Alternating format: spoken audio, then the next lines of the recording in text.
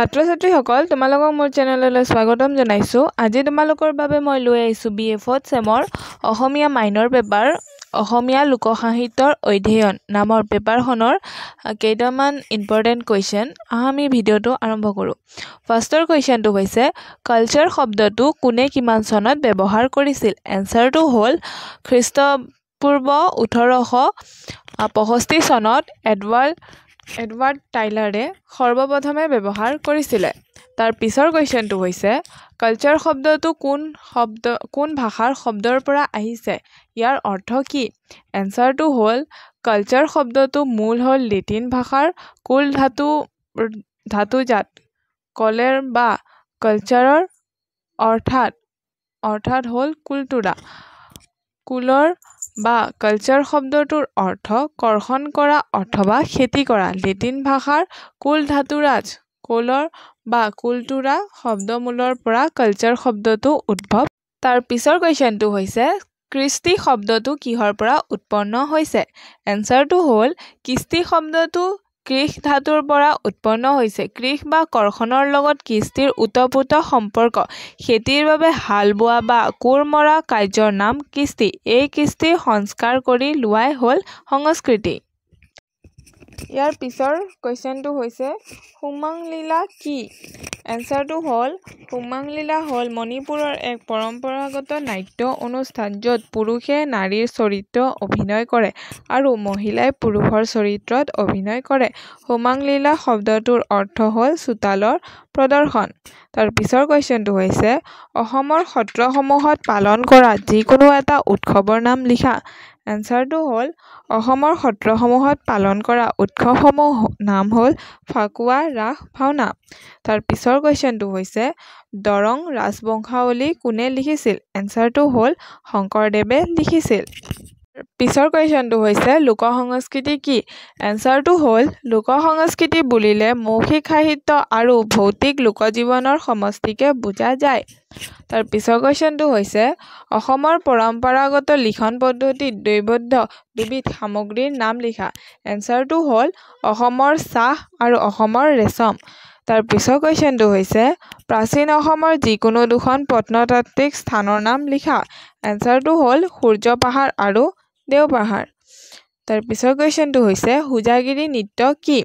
এনসাৰটো হ'ল হোজাগিৰি হ'ল ত্ৰিপুৰা ৰাজ্যৰ অনুষ্ঠিত হোৱা এক প্ৰকাৰৰ লোকনৃত্য অনুষ্ঠান। তাৰ পিছৰ কুৱেশ্যনটো হৈছে ডাকৰ বচন কি? এনসাৰটো হ'ল ডাক শব্দৰ অৰ্থ হ'ল উচ্চাৰণ কৰা, সম্বোধন কৰা বা আহ্বান কৰা। গতিকে যিবোৰ উপদেশ সমাজৰ কেনেকৈ চলিব লাগে সকীয়াই দিয়ে সিয়ে ডাকৰ বচন ৰূপে প্ৰসিদ্ধ লভে তাকে ডাকৰ বচন বোলে।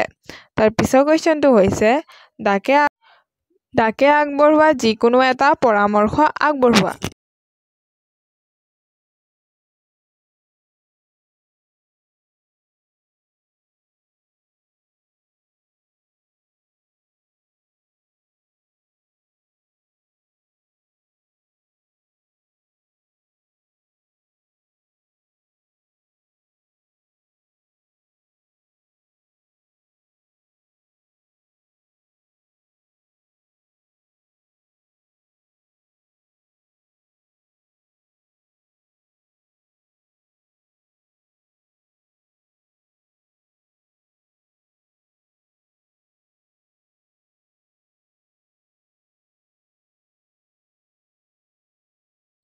ডাকে আগবঢ়োৱা পৰামৰ্শবোৰ হ'ল পুত্ৰক চিনিবা বিয়াৰ পিছত, কন্যাক যৌৱনত, স্বামীক চিনিবা স্ত্ৰীৰ অসুস্থতাত, পত্নীক চিনিবা স্বামীৰ দৰিদ্ৰতাত, বন্ধুৰ পৰিচয় বিপদত পাবা, ভাই পৰিচয় পাবা কাজিয়াত, শেষত সন্তানক চিনাৰ উপায় একমাত্ৰ তোমাৰ বৃদ্ধাৱস্থাত।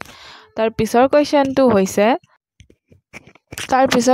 হৈছে সত্ৰসমূহৰ বিভাজনৰ বিষয়ে উদাহৰণ কেইষাৰিমান লিখা। এনসাৰটো হ'ল প্ৰথম সত্ৰ শ্ৰীমন্ত শংকৰদেৱে বৰদোৱাত প্ৰায় 1494 খ্ৰীষ্টাব্দত স্থাপন কৰিছিল।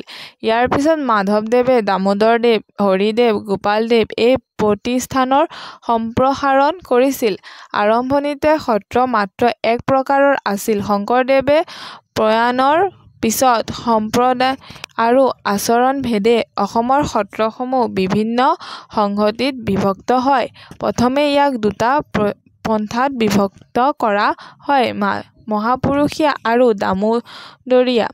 কিন্তু বৰ্তমান চাৰিটা পন্থা বা বিভাজন: ব্ৰহ্মসংহতি, নিকাসংহতি, পুৰুষসংহতি আৰু কালসংহতিলৈ বিভক্ত হৈছে। উদাহৰণস্বৰূপে ব্ৰহ্মসংহতি: হৰিদেৱ আৰু দামোদৰদেৱ, আউনীআটী সত্ৰ, দক্ষিণপাট সত্ৰ, গড়মূৰ সত্ৰ, কুৰুবাৰী সত্ৰ। তাৰ পিছৰটো হৈছে নিকাসংগতি: মথুৰা দাস আৰু গোপাল মিশ্ৰৰ, বৰপেটা সত্ৰ, মধুপুৰ সত্ৰ আৰু কমলাবাৰী সত্ৰ। তাৰ পিছৰটো হৈছে কালসংগতি: গোপাল আটাই, চৰাইবাহী সত্ৰ, আহতগুৰি সত্ৰ। তাৰ পিছৰটো হৈছে পুৰুষসংগতি: শংকৰদেৱৰ নাতি পুৰুষোত্তম আৰু চতুৰ্ভুজ ঠাকুৰৰ, নৰুৱা সত্ৰ, কুৱামৰা সত্ৰ, দীঘলী সত্ৰ, চামগুৰি সত্ৰ। তাৰ পিছৰ কুৱেশ্যনটো হৈছে অংকীয়া নাটৰ বৈশিষ্ট্যসমূহ লিখা। এনচাৰটো হ'ল অংকীয়া নাটৰ বৈশিষ্ট্যসমূহ হ'ল সূত্ৰধাৰৰ প্ৰাধান্য, গীত শ্লোক আৰু পয়ানৰ ব্যৱহাৰ, ব্ৰজাৱলী ভাষাৰ প্ৰয়োগ আৰু লয়যুক্ত বা স্পন্দিত গদ্যৰ ব্যৱহাৰ। প্ৰথম পইণ্টটো হৈছে সূত্ৰধাৰৰ প্ৰাধান্য। সূত্ৰধাৰৰ বাদ দি তাহানি অংকীয়া নাটৰ বাকী চৰিত্ৰসমূহ কাৰ্যকৰী কৰি তুলিব পৰা নোৱাৰিছিল। অংকীয়া নাটত সূত্ৰধাৰ প্ৰধান চৰিত্ৰ। অংকীয়া নাটত সূত্ৰধাৰে নাটৰ আৰম্ভণিৰ পৰা শেষলৈকে উপস্থিত থাকি চৰিত্ৰৰ ব্যৱহাৰ আৰু কাৰ্যাৱলী দৰ্শকক বোধগম্য কৰাত সহায় কৰে। সূত্ৰধাৰে প্ৰথমতে মঞ্চত প্ৰৱেশ কৰি নাটকীয় পৰিৱেশ গঢ়ি আন চৰিত্ৰসমূহৰ প্ৰৱেশ আৰু প্ৰস্থান সম্পৰ্কে দৰ্শকক জনাই দিয়ে। সূত্ৰধাৰে নাটকীয় ঘটনাৰ মাজে মাজে ভুমুকি মাৰি ঘটনাৰ বৰ্ণনা দিয়া, নাটকত উল্লেখিত কথাৰ জৰিয়তে বিভিন্ন ঘটনাৰ গুৰি ধৰা আদি অনেক কাৰ্য সমাধান কৰে। তাৰ পিছৰ পইণ্টটো হৈছে গীত শ্লোক আৰু পয়াৰৰ ব্যৱহাৰ। অংকীয়া নাটৰ উল্লেখনীয় বৈশিষ্ট্য হ'ল ইয়াৰ গীতিধৰ্মিতা। নাটৰ আৰম্ভণি আৰু পৰিসমাপ্তি গীতমুখৰ হোৱাৰ উপৰিও গোটেই কাহিনীক গীতৰ মাজেদি পৰিণতিৰ পথত আগবঢ়াই নিয়া হয়।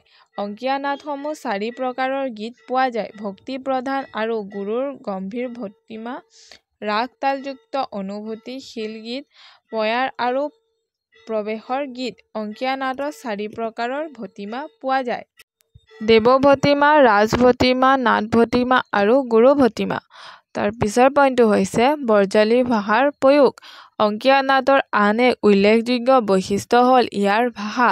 অংকীয়া নাটৰ ভাষাক ব্ৰজাৱলী ভাষা বোলে।